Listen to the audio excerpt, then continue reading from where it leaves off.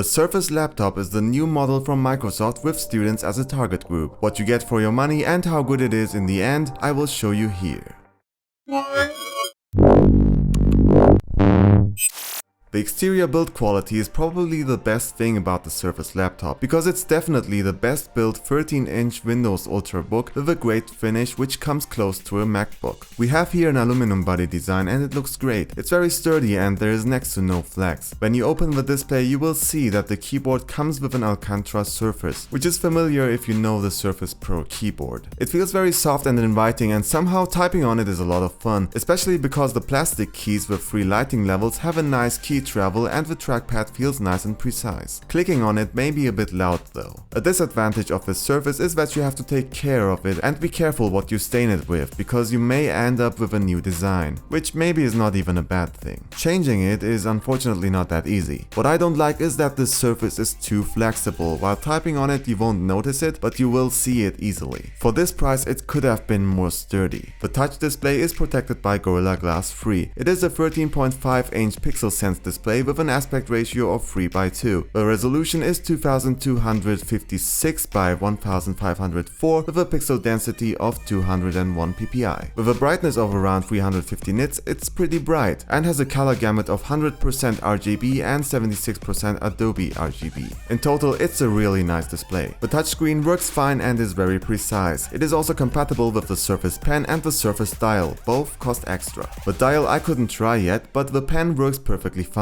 Unfortunately, it's not suitable for the use on this laptop because the display gets too shaky while using the pen. You can also open the display up to around 120 degrees, so your best option is to hold the display. There are not many ports on this device. Here you have one USB-A port, a mini display port, a headphone jack, and the magnetic Surface Connect, where you can connect the charging cable and dock. On the charger you have an extra USB-A port for charging another device. I find it unfortunate that a device which is supposed to accompany you through your entire studies has no USB-C port, HDMI port, or SD slot. You can't even find it on the $199 Surface dock. Here you can see the 720p front camera, which looks good and sounds good. The camera supports Windows Hello and recognizes my face super fast within 1 and 2 seconds, as long as it is more or less recognizable. A fingerprint sensor is missing though. The speakers are placed under the keyboard and are pretty loud. Dynamics and bass is also great.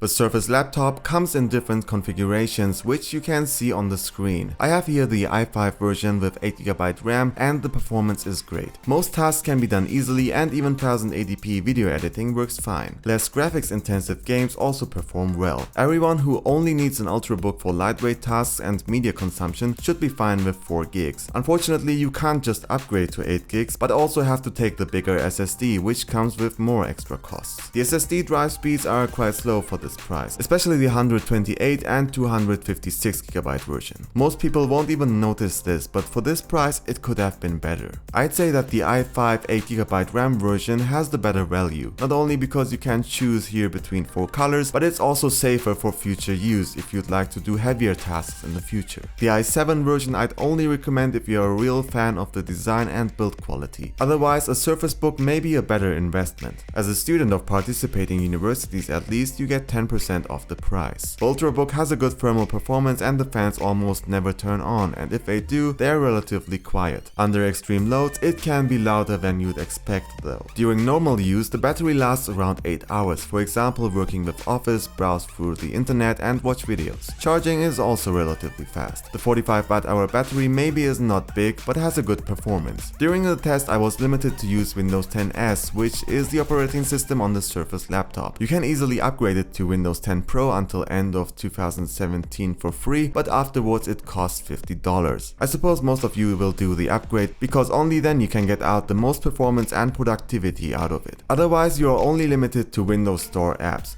As a closed system, it runs very well and fast, and you can find some nice apps which can help you with completing most tasks, but other programs can't be installed. If you need to work with more complex software, you have to buy it again on the Windows Store or have to find an alternative or less complex version in between the limited offer of the store. If you need anything like MATLAB, CAD software, Premiere, simulation software and so on, you can't find it here. As for games, you're also limited to the store. You have to abandon games like StarCraft 2, which should run well on lower settings, and your Steam library, or do the upgrade. You also have no alternatives to the Edge browser. As a user, you have to decide for yourself if you want to do the upgrade. I'd say it's probably better just to do it. The Surface Laptop is already available and I'd like to hear your opinion on it. I personally think it's a great device where you pay for the design and the build quality. It does have weaknesses and it's not cheap, but it is enough for a good 8.4 out of 10 in my full review on mobilegeeks.de. If you have questions about the Surface Laptop, ask them in the comment section. If you like this video, I'd be happy if you'd leave a like, otherwise the dislike button is right next to it. Subscribe to the channel and don't miss any future content. Thank you for watching, my name is Ümit